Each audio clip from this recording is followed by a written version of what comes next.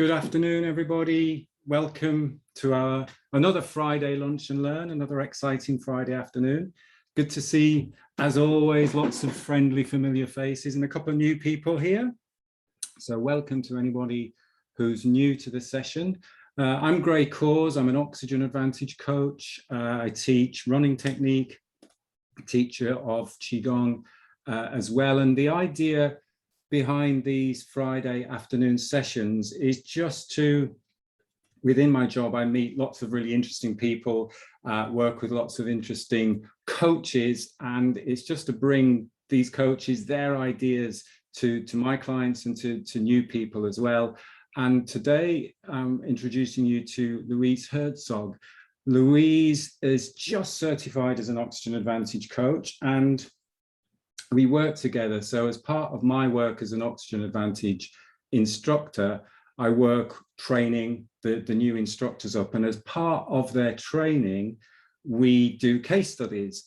And Louise presented her case study, and it was this really good, practical, lots of research case study showing how the Oxygen Advantage technique can improve your sports performance, but not just your sports performance, sort of like your everyday life, everyday general fitness and health in life through breathing techniques.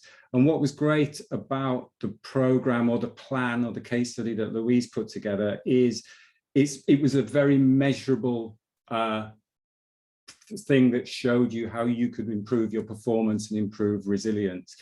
So she's called it the 1 minute recovery plan. And I will let Louise explain a little bit more about that to you as we work through the session.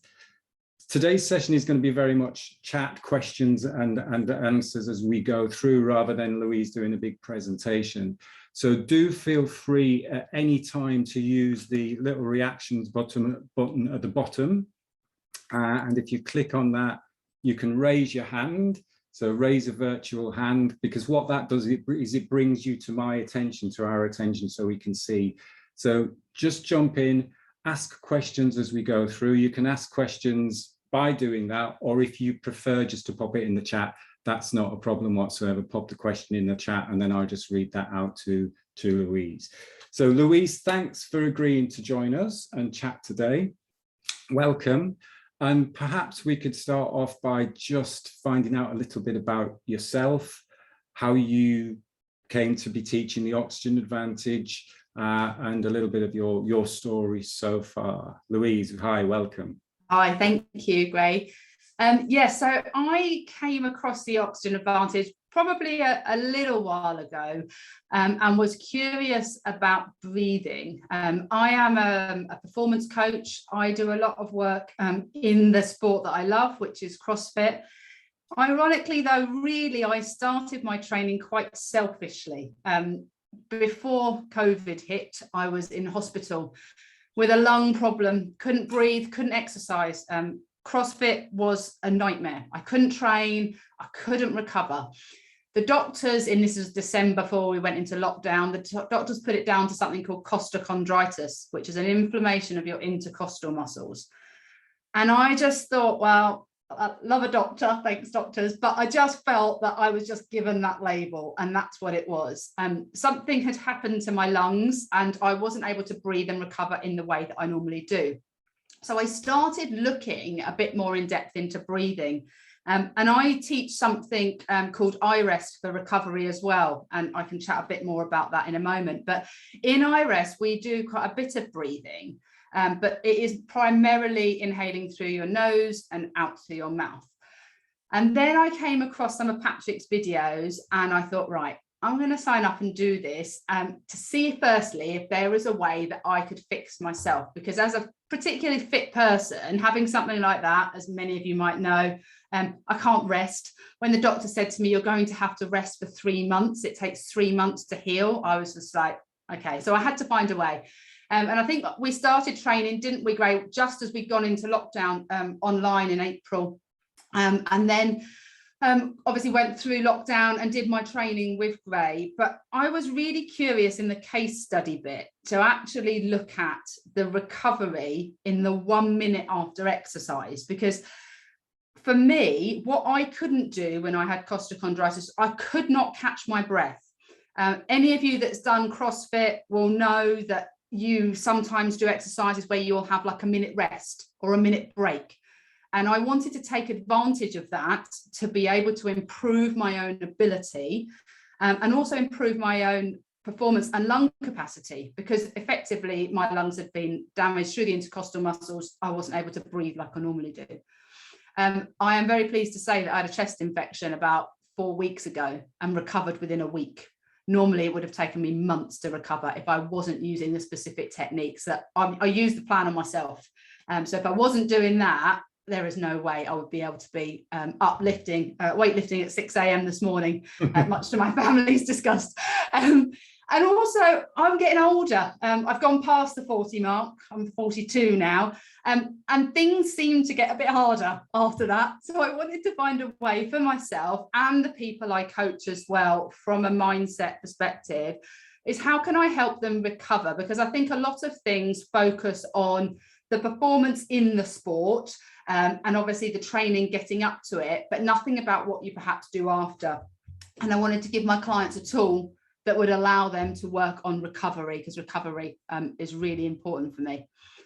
Some of you know a bit about the oxygen advantage.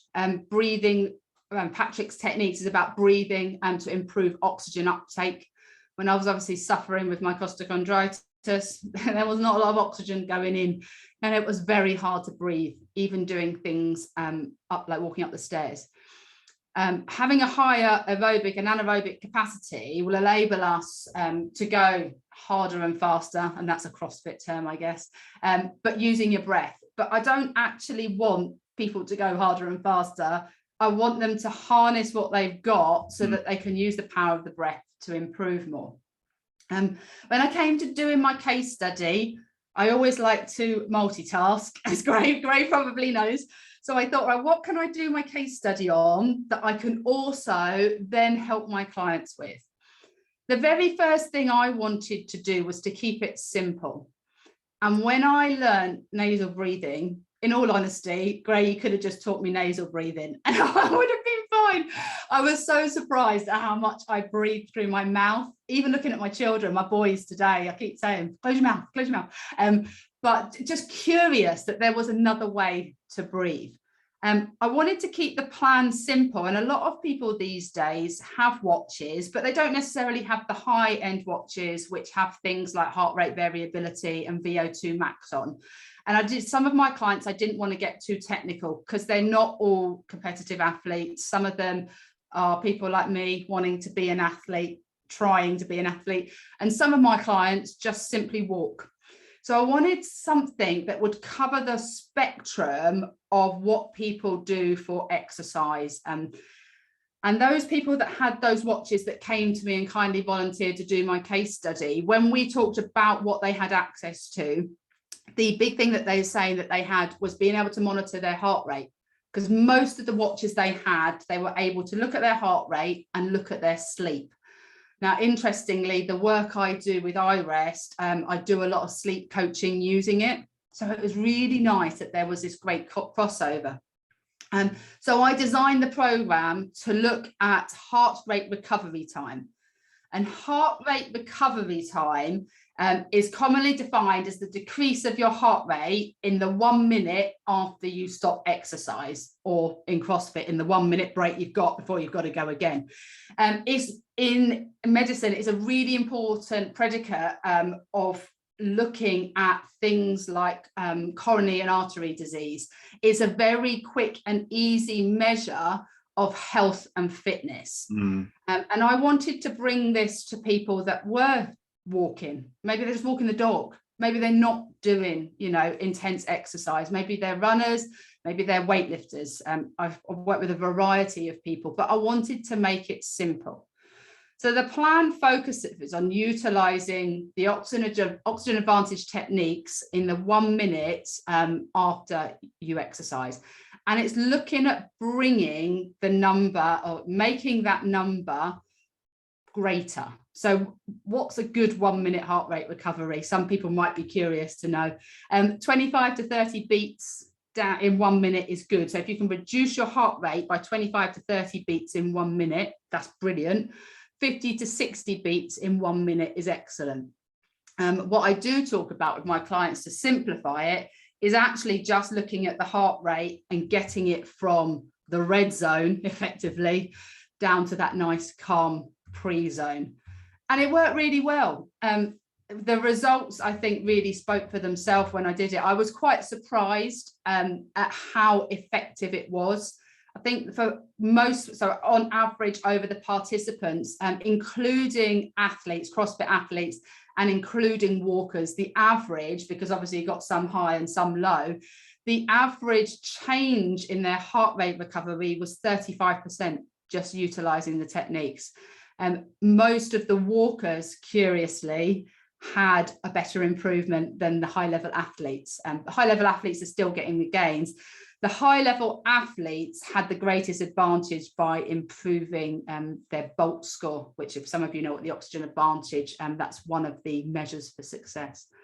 The other big thing, I guess, from the case study was on the sleep as well. I know, Greg, we were talking about eye rest and sleep, but it also, the techniques that I'm using has allowed them to get between 12 to 13 minutes extra deep sleep and REM sleep. So can I jump in with a quick question there? Yes. You're saying about the beats, so 25 to 30 beats is good, and 50 to 60 beats reduction is all right, excellent.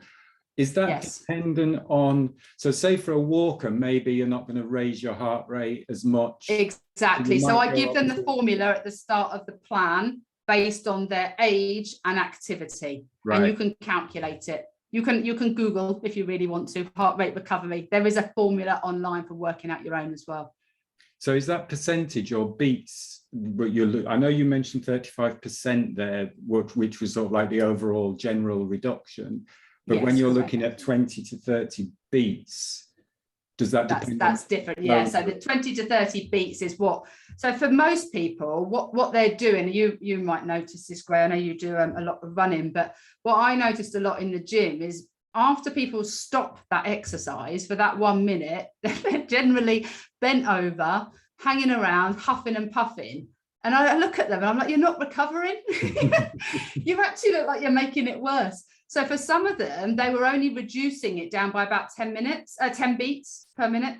So they weren't bringing their heart rate down quick enough. Does that make sense? Yeah. Whereas using the breathing techniques from the oxygen advantage and breathing light allows you to bring those beats down quicker, which if you need to go again, if you're doing it for that purpose, obviously facilitates helps your body under stress and able to deal with that, but become more resilient to being able to go at it again. And then in terms of recovery, the knock-on effect on that is that quite a lot of the people, and curiously the walkers, were actually lowering their resting heart rate.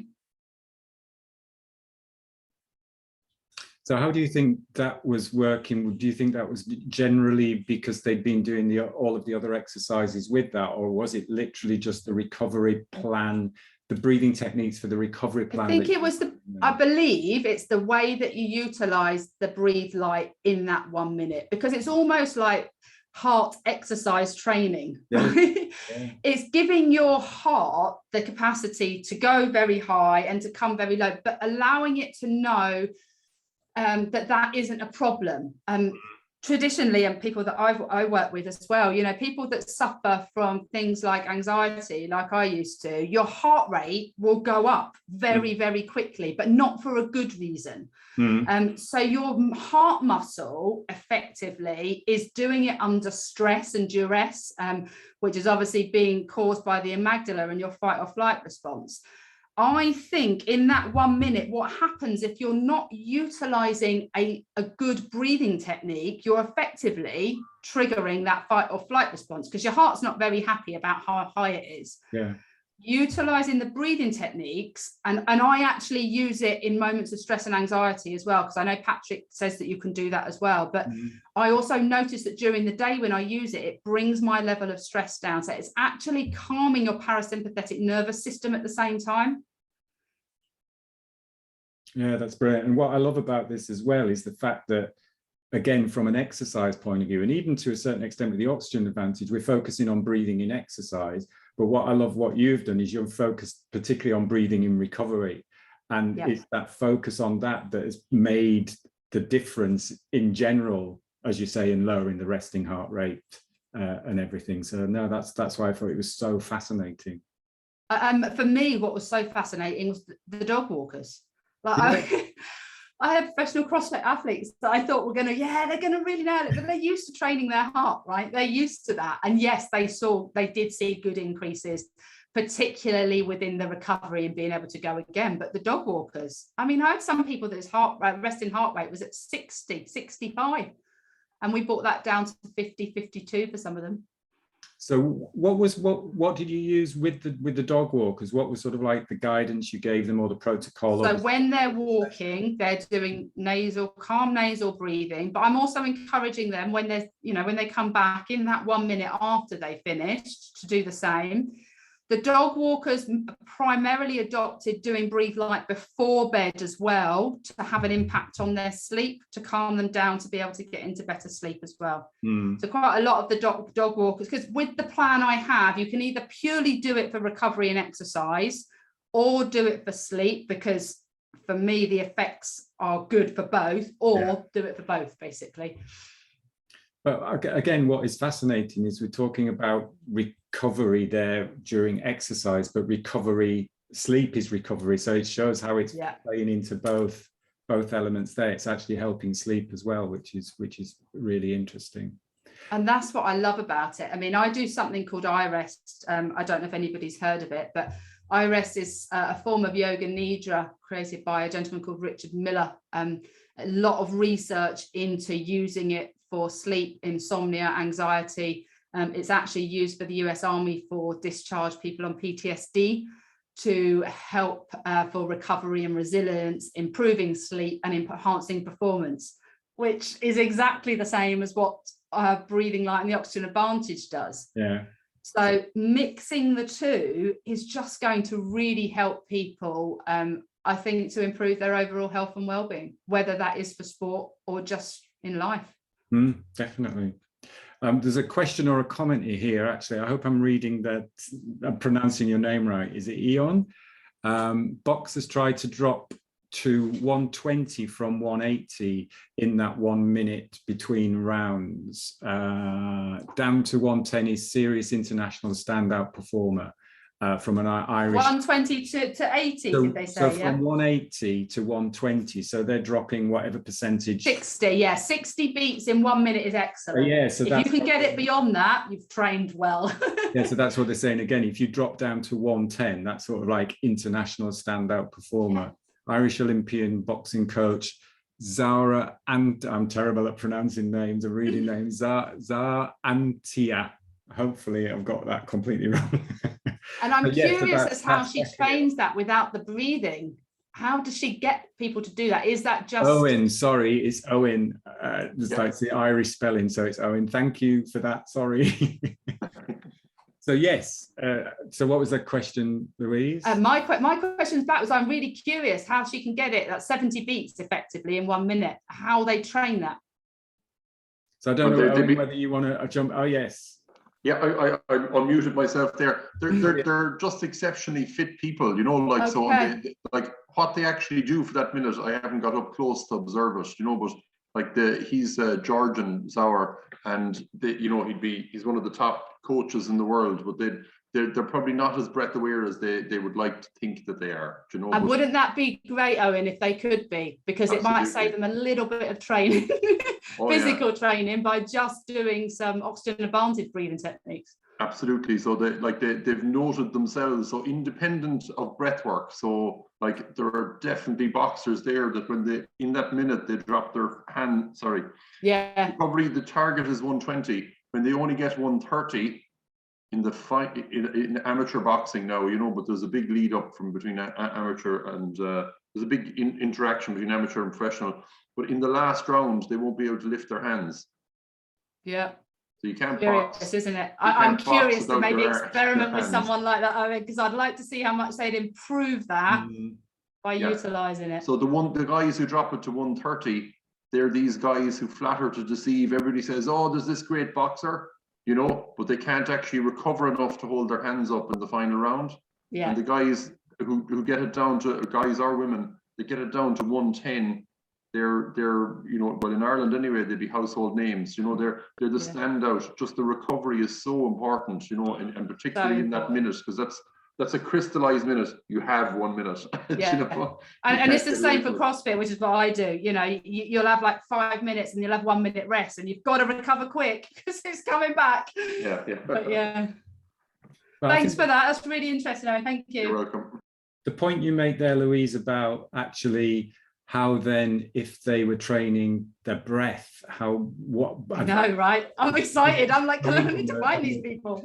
On their body. I was chatting to another Oxygen Advantage instructor, Craig, who is a jiu-jitsu fighter. He's literally just certifying as well. And he was talking yesterday about how when he was working with his coaches, he knew he was gassing out, but he didn't know why. And his coaches were saying, oh, you need to get fitter, you need to do this type of training, you need to do that type of training. And it wasn't until he found the breath work that he realized that was the real missing link. Same with Adam, who's chatting next week. So he was saying exactly the same, is that that would be a good, really focused on. So as you're saying there, Louise, if we can just realize the potential that you're getting with that breath work, and what is fabulous about the work that you've done there is you've got your, yes, it's anecdotal, but it's your case study, and there's a lot of evidence there. And that's what I thought was so fascinating about this. And to be honest, I know in terms of Oxygen Advantage, we talk about recovery, and we all know the recovery is the most important part of most probably your training plan. But again, you really crystallize that idea of actually we can measure the recovery, and we can see the benefits we're getting from the breath work through that recovery. Yeah, and recovery is so important. I mean, we train our muscles and our physical body. Our heart is a muscle. You know, effectively, we need to be improving our hearts and our heart rate and making our resting heart rate more effective. But allowing our heart to shift gears more efficiently is so important. It's a great way to tell if your exercise or training program is effective. But what I like, you know me, Gray, I like to keep it simple. None of the exercises in the plan should be any additional. They'll be including as part of your daily life. And I think many of the Oxygen Advantage instructors also say the same. Yeah.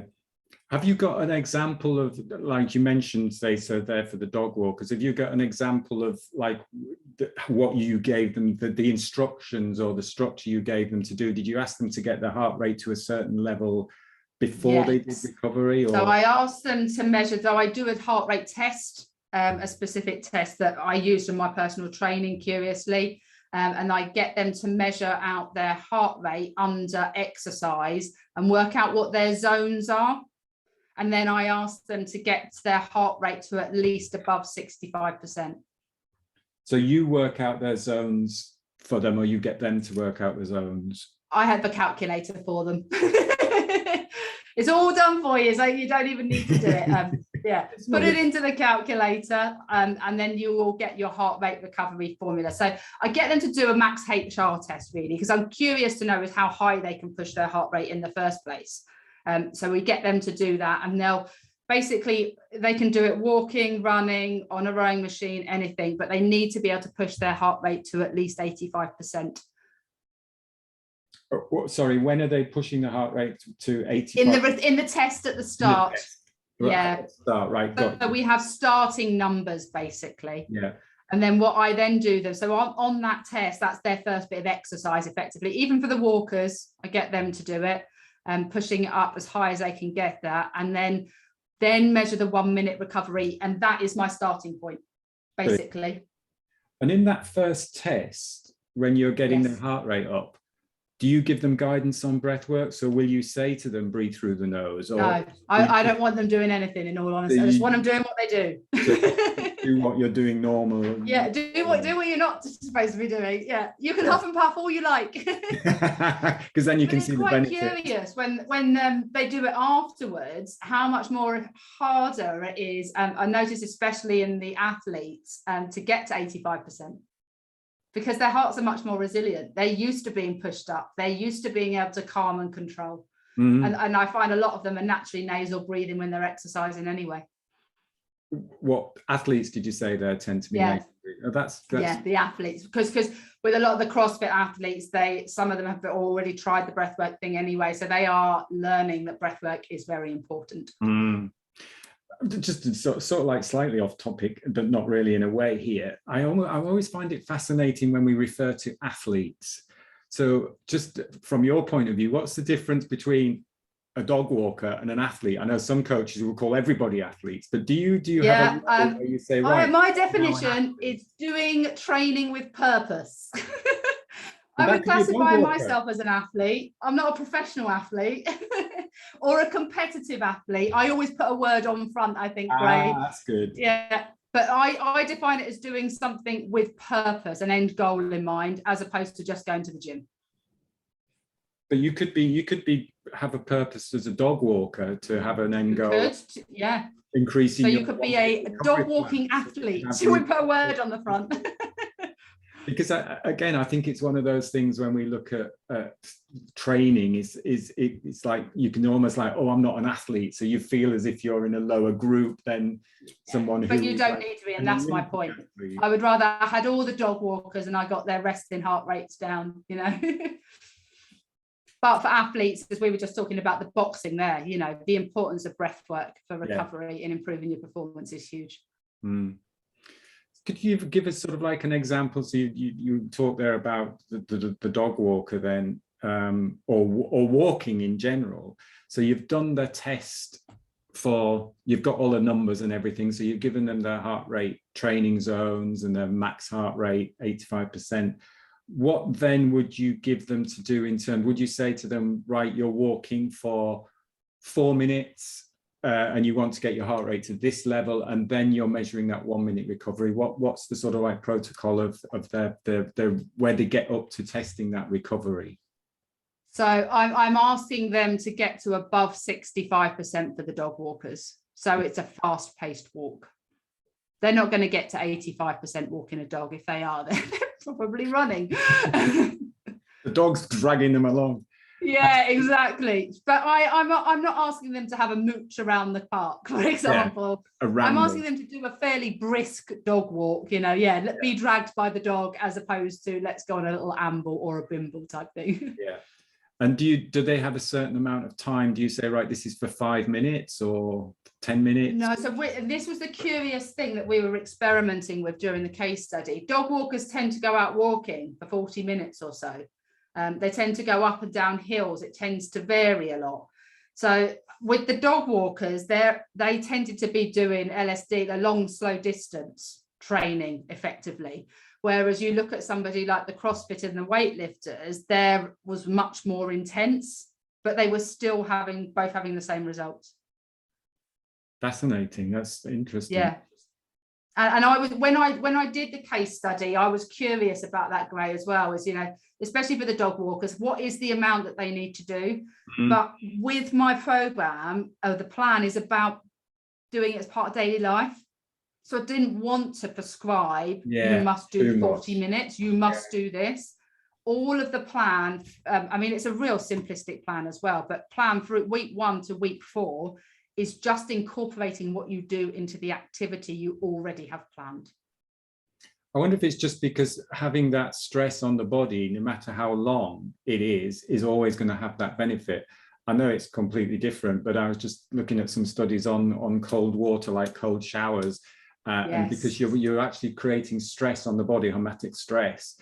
The results showed that whether you did 30 seconds or 2 minutes, there wasn't much difference to what the improvement. So it could be that is you are literally stressing the body. And that's curious you talk about that, because obviously cold water showers, in the same way as exercise, release dopamine, and dopamine is obviously very good chemical to keep you happy and your heart happy and healthy. So it's curious, isn't it? I think there's a number of factors, but for me, definitely for me, doing all the fitness and doing my mindset training and things like that as well, is no one thing that fits everything. So I try to do as much as I can just to make sure that performance is good enough. Brilliant. Billy's got his hand up there. Billy, you have a question. Hi, how are you, sir? I'm good, great, thank you. I was just wondering if you had ever put your theory to the test with the oxygen advantage breath hold stressor exercise. No, Well, so we're talking to Gray about this. I not really done. I think that will be my second part, Billy. Like the next step. We didn't really do. I haven't done breath holds as part one of the plan, simply because of the people I was working with, and actually because for me the biggest change was nasal breathing and breathing light, basically. And that is such a great exercise, isn't it? Anyway. But yes, Gray and I, we talked about this, didn't we, Gray, about utilising breath holds after recovery and at the top of the breath as well. So that's next on my list, Billy, to experiment with. Okay, thanks. It's a brilliant question. Again, Billy's an Oxygen Advantage coach, a Chi running coach as well. And what we're all, I think, coming to see is that, like we're saying, is that foundational element of the functional breathing, the benefits you can get from that. And again, just highlighting what you're doing here, Louise, is we're measuring. It's a great way of measuring that functional breathing. And it's great that you've done it. I think it's great that you've done it without any of the breath hold stuff, because it's almost easier to measure the breath. Oh yeah, I can hold my breath for 10 minutes. So I don't know, hopefully not 10 minutes. I can hold my breath for 30 seconds, 60 seconds. So there's a real measure there. So people tend to want to jump onto the sexy breathing bit. But what is fantastic again about what you're doing is you're getting a real measure here from just the pure functional breathing, which really, really will improve your performance. So again, it's really good that I think you've done it without the breath holds, to be honest, to start off with. Yeah. Tony has got a long question here and the connection. Yeah, I think I've just seen it. Tony, please don't give me any more books to read. I'll tell you, I'm Tony. I have such a book addiction. Tony reads a book a day, and every time I have a session with Tony, I spend a fortune, because he comes up with all of these gadgets and all. I'm in Tony's camp. I have to hide my Amazon deliveries. My husband's going to hate me because it's payday today, and the 8 books I wanted are in there. But yeah, I've seen that book. It's in my Amazon basket, the dopamine book. There's also a great podcast by Dr. Huberman, if anybody's listened to him. He does some amazing work and some really great podcasts in and around dopamine. I have to kind of stop my book addiction a little bit and try and hide it on podcasts these days. Thanks for that, Tony. But Tony always gives really good book recommendations, so I love it. Tony, we need to connect. You need to send me more. So we got a couple. So let's go to Gillian. So Gillian, hi. Gillian's got a hand up there. Hi. Yeah, just to find out about the recovery procedure then, just checking, I might have missed it. So is it breathing light for the full minute in that recovery minute? I actually get them to do it initially until they've recovered, because the point is, and I get them to do it using their watch till it comes down. I mean, you'll see it till you get back down to zone 1, because a lot of the people in the case study weren't getting it down within a minute. For myself, it took, I think I'm about 1.5 minutes myself to get to complete resting.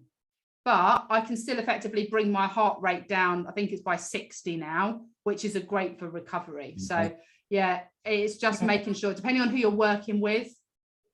Yeah. So it's it's bringing it back down to what it was before. Your normal rest, as close to resting as possible. If you're doing high velocity, if you're working at 85-90%, my experience, you might only get it down to zone 2, possibly into zone 1 with the training. And also you've got to stay warm, because if you're like for CrossFit, if you're ready to go again, you don't want it back down to resting. But if they're finishing exercise or finishing the dog walk, I am encouraging them to get it back down to resting, because that's part of recovery, isn't it? And I think a lot of people miss that with exercises. They'll do their exercise and just walk out. What about the recovery bit? Look after your muscles, So the benefits for your physical body as well are amazing, I think. And is it that way you hold do you hold your abdomen, or or do you just breathe without necessarily? I'm just getting them to breathe light and do it in as most natural way as possible. I don't want them changing anything. What I do want them to do is not lean over, not huff and puff, not have their mouth open, all the things that we see people doing when they're recovering, you know, after exercise. So it's a bit of a joke in my box because everyone's like, she's going to tell you to shut your mouth. But yeah. I think that's the key point, is just after you've done your exercise, that session, is you just shut your mouth and just breathe easy, just breathe through the nose. So don't try to breathe in any particular way.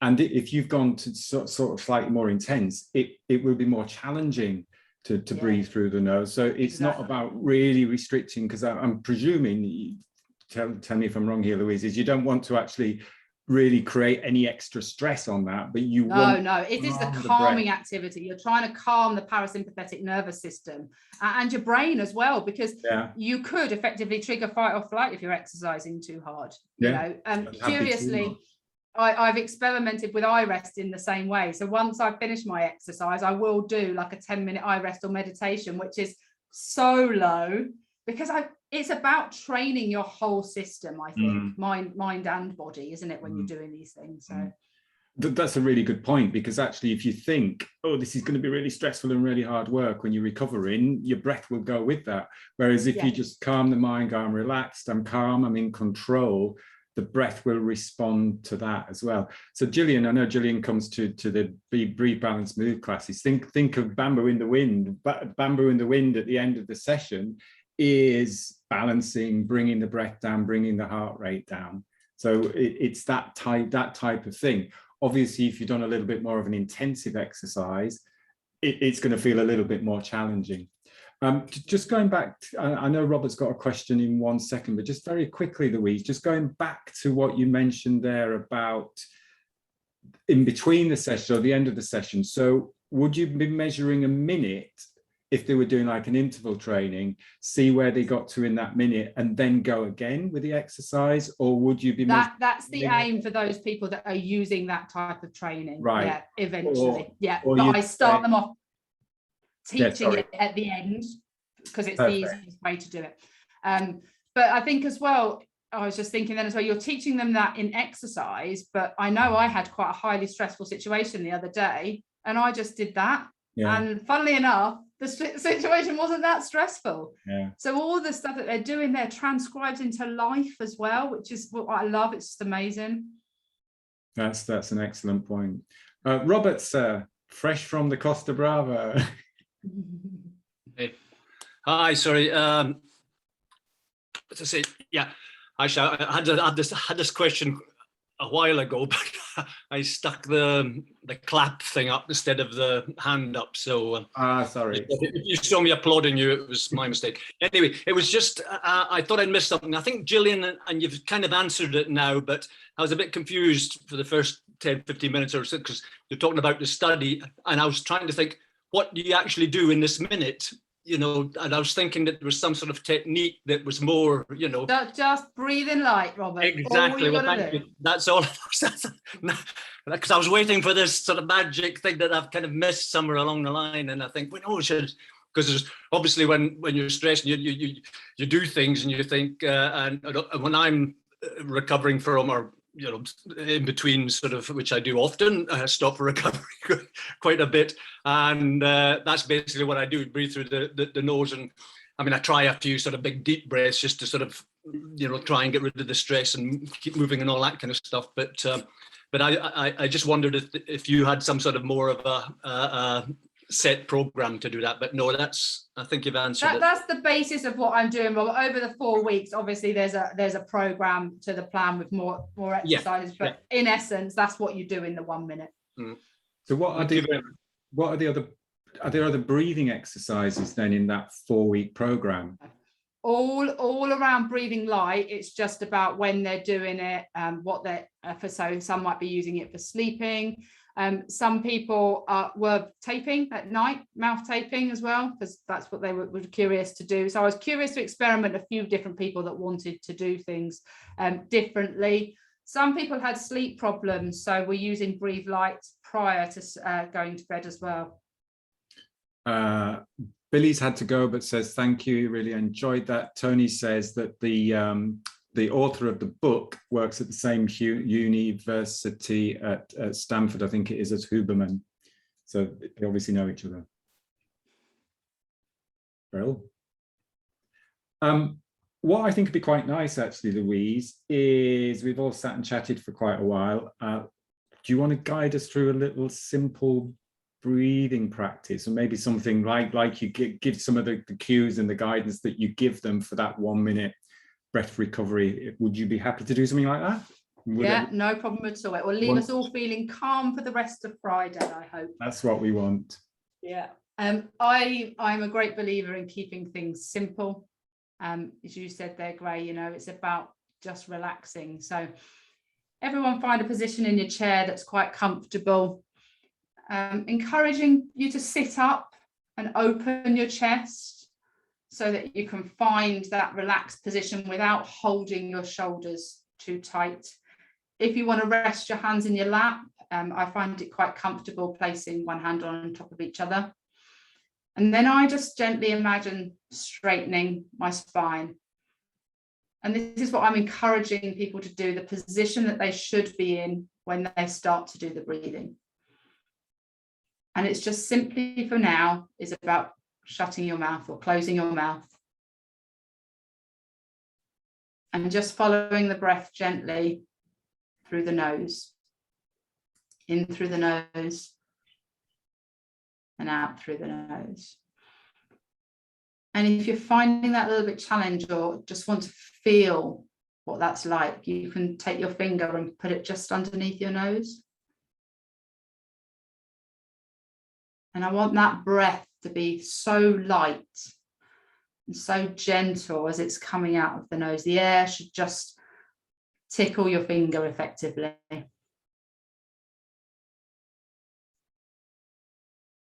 And I want you to just think about that breathing. As you're breathing in through your nose, just try to make that breath a little longer out through the nose.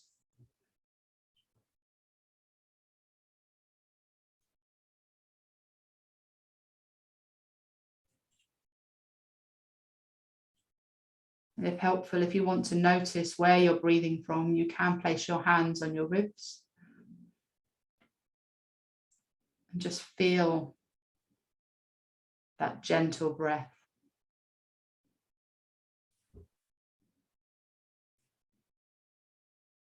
It's about feeling calm.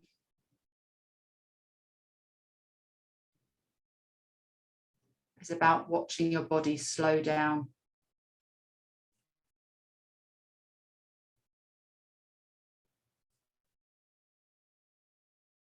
It's about breathing gently.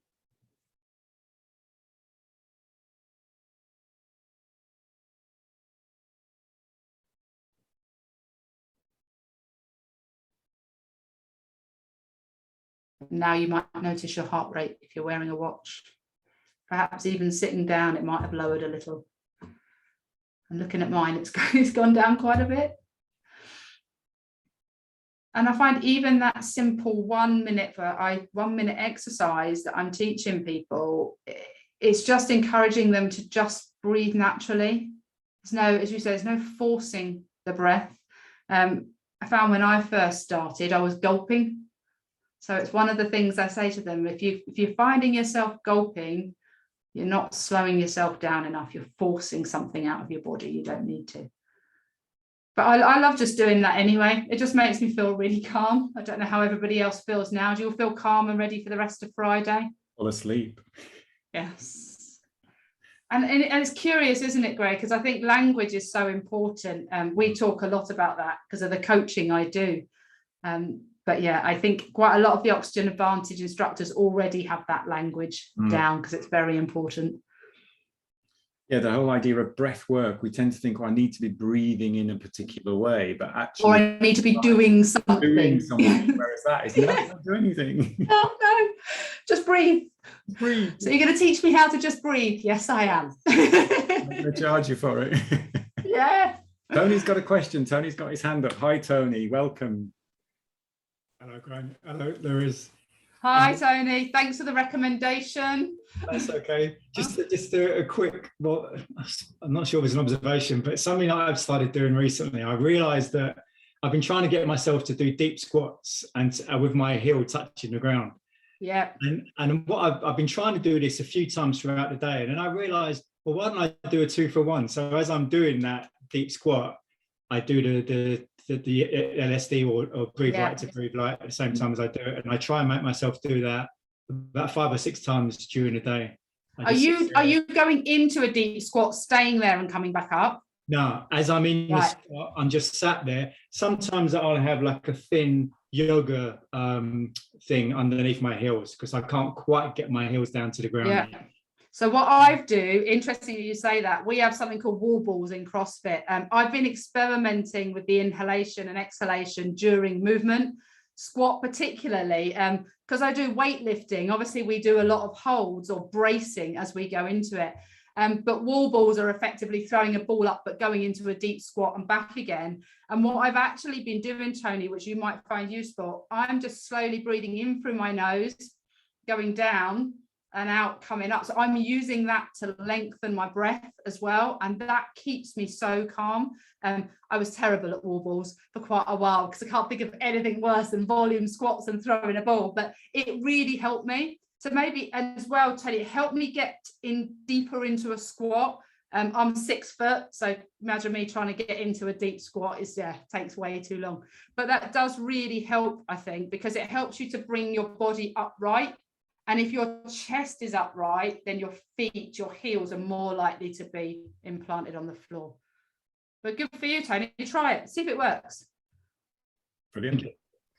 Owen has got another question. I think we'd sort of answered this. In your study, did you use breath holds on out breath to enhance the recovery within the minute? I didn't use any breath holds except for with one person, and I was just using breath holds to pause at the top, and that's it. But that's only because he'd done breath work previously. I don't know, it just sounds crazy. I just wanted to keep it really simple. Yeah. I wanted people who had never experienced anything like that, or that weren't in a sport environment that could transfer into what they know, you know. So I think, as you said, that can be your next. Exactly. That will be my part 2 workshop coming up. Yeah. And that is because not everybody wants that, do they? Some people want to do that. I mean, I started this journey doing Wim Hof, but I found the breath holds with my costochondritis were an absolute nightmare. So I'm trying to, I guess my thing is I'm trying to appeal to anybody that out there that wants to move better.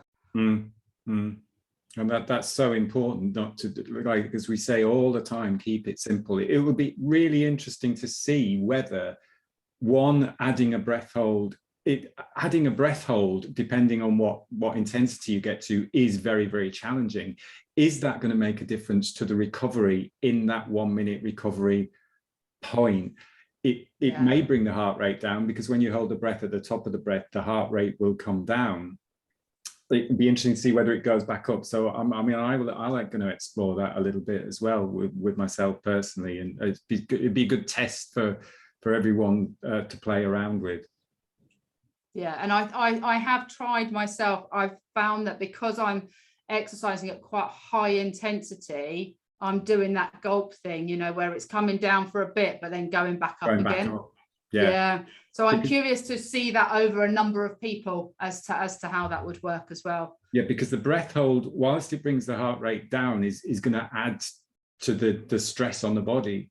So it might be putting a little bit more stress on. So again, that would be fantastic to get that combination. Presumably, if you to see. I'm curious to see, because I know obviously, and then you're training the breath as well, which is, I guess, the next step. But for recovery, be good to see what the effects are. It's tough to do a breath hold in recovery. I know. Yeah, I think so too. I mean, I'm sure a lot. I struggle. To get to higher intensity and then hold the breath, or blow the CO2 out, then hold the breath. I'm red enough as it is, Gray. Keep firing questions. What time we've got about another 10 minutes to go. I'd be interested to know maybe Louise, about a little bit more about the other work that you do, because I know you said there's a relationship between the iRest work that you do And also maybe a little bit more about the CrossFit training that you do as well. Yeah, so I actually, my whole journey, sorry for want of a better word, I know it's the word of the moment, started after the birth of my first son. I was not coping very well in a very highly stressful job, should we say. And I didn't know what it was at the time, but I had something called high functioning anxiety. What type of person has a whiteboard on when to feed the baby? That was me. I quickly realized that this was not normal and I wanted to find a way to fix myself. So I embarked on a bit of a mission, bit like the books thing. Please don't give me any more books, but I wanted to find a way to fix myself without having to take any medication, basically, was my upshot. So I started training in NLP because I was curious about language and how you can coach people and effectively change things with language. And then went on to experiment in a number of different mediums, should I say, for want of a better word, of looking at different ways that people can change. I did things like TFT, thought field therapy. I even was curious about energy work, just wanted to see how and why it worked for some people. And then I went on to do something called iRest. I went on a sleep retreat, which in brackets was normally the girls' boozy weekend, but I was in much need of sleep, so I thought this would be better. And actually that's where I discovered iRest, which is a process for meditation. It's a 10-step process. You can do it all together or you can do it in little steps. They say that 35 minutes is like having the effective recovery on your body and mind of 4 hours sleep. So for me, it was a winner because I'm not getting a lot of sleep at the time, but it helped me sort of reboot, I guess, during the day. And now I coach clients on performance, but using all the modalities I have. I don't think there's one size fits all, but what I am so curious to experiment with next year, and I'm wanting to run some retreats on sleep and recovery, is mixing Oxygen Advantage and iRest, because they both have such similar outcomes. I would just be curious to see the effects of doing the Breathe Light whilst doing the a process of iRest as well. So with the iRest, and you said like it's 10 stages, is there breath work in that? Is it, will you talk breath work? Yes, and interestingly, there's breath work in it. There's body scan. I mean, we probably may or may not have heard of a body scan before. There was parts in it that I teach in my NLP stuff, which was really curious. It was like Richard just knew to bring all these modalities into one thing.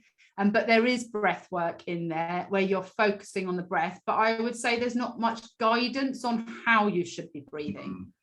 Richard Miller comes from a yogic background, so I think he does a lot of, I can never say this word, pranayama. Is that right, Gray?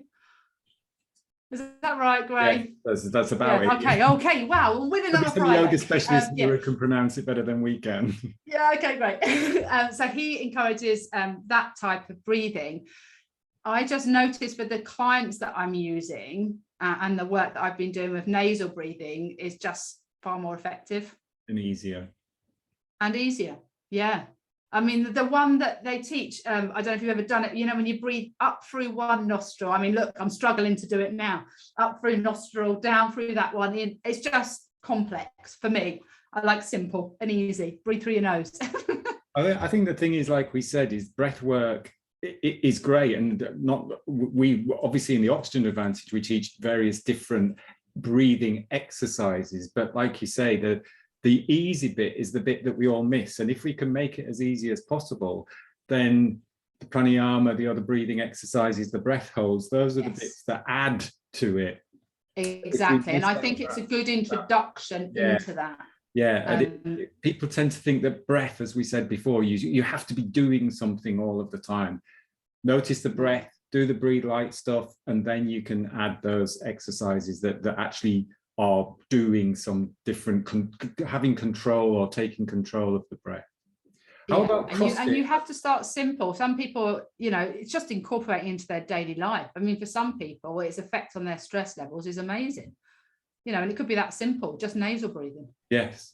And also the other way around, I've seen people get stressed out focusing on the breath. So they start Oh, I know. work I and know. it creates stress because they know that, am I breathing in the right way? And obviously some breathing exercises are deliberately designed to stress the body, like the Wim Hof Exactly, stuff. yeah. But if you don't understand that that's what's happening, or that's the intention of that exercise, and if you don't have that foundation of the stuff, as you're saying there, the simple stuff, the easy stuff, it can give you a sort of like a not quite understanding what we're about in terms of teaching breath, working with breath. Which is why the 1 minute recovery plan, the first bit before you do the advanced bit, is teaching the simple. Yeah, because it's going to have the most effect on the biggest population, really. Yes. I love it. I love the oxygen advantage. It had such huge impact for me. To be able to get it out there in the simplest format is great. It's fantastic. How about your CrossFit? How did you get involved in CrossFit? Same reason again. I needed something for my own mental health. Physical fitness, as we all know, is amazing for your mental health. I got into CrossFit because I've always wanted to play in a team. I live in Wales, so that would be rugby. My dad was a rugby player. I'm not great at rugby, but I wanted to find a sport that was like being in a team, and CrossFit is that. I don't know if anybody has done any CrossFit, but you walk into what's called the box, which is the gym effectively, and it is like being on the best sports team. It's like a social, you know everybody, you all train together, you all exercise together, you all breathe heavily together, you know. But it's the variety that I love. So it incorporates things like gymnastics, it incorporates things like strongman stuff, weightlifting, which is a separate part, but you can do that as well. I just love challenging my body, because if I'm challenging my body, I'm challenging my brain, and it just helps me to de-stress. Excellent. Yeah, it's great. I think there are a few CrossFitters here as well. I've never actually done it. Yes. Any other questions? Anybody else got anything to add? You can drop it in the chat or raise a hand. No, excellent. Just to share your details here. So here are Louise's contact details. If anybody wants to get in contact with Louise, revolutionpm.co.uk is the website, same thing. Yeah. So www.revolutionpm. I'll pop that into the chat here as well.